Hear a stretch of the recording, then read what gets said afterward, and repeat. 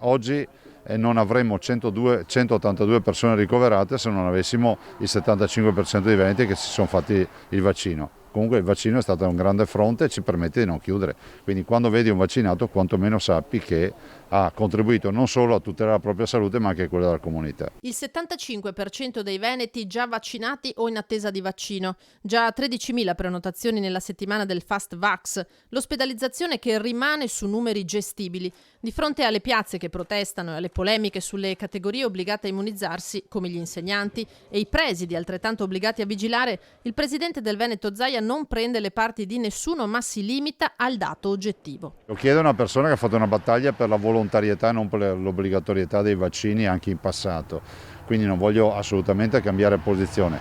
Dico che faccio appello a tutti affinché la scelta di fare la vaccinazione non è solo una scelta personale ma anche di comunità. Le ripeto, non avremmo 182 persone ricoverate e 22 persone in terapia intensiva oggi, con 600-700 contagiati al giorno se non avessimo avuto almeno il 75% di persone vaccinate. Ma c'è anche chi sta scegliendo di sottoporsi al tampone invece che vaccinarsi e Zaia ribadisce che la gratuità dei test verrà presto riservata solo a determinate categorie attualmente al vaglio. Per ora i tamponi restano gratuiti, soprattutto questa settimana di Ferragosto per non creare disagi.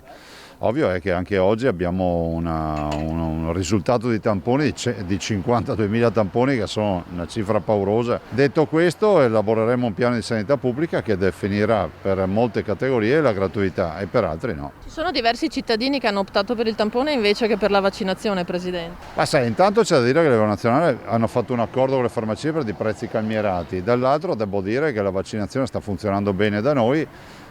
Siamo già al 75% dei vaccinati o comunque prenotati, contiamo in ottobre di arrivare all'80%. Le prime giornate di applicazione del Green Pass non hanno registrato tensioni o comportamenti scorretti. Il governatore predica buonsenso sia da parte di chi deve esibirlo che da parte di chi deve controllare il rispetto delle regole. In questi primi giorni insomma un minimo di elasticità ci vuole, perché posso dire, se da un lato è vero che c'è chi ha il Green Pass, è altrettanto vero che c'è chi ha la vaccinazione e non riesce ad avere il Green Pass, oppure c'è chi deve regolarizzare ancora la sua posizione. Penso ai tanti imprenditori che si sono vaccinati all'estero, hanno le 2 dosi di Pfizer ad esempio e qui non riescono ad avere un Green Pass.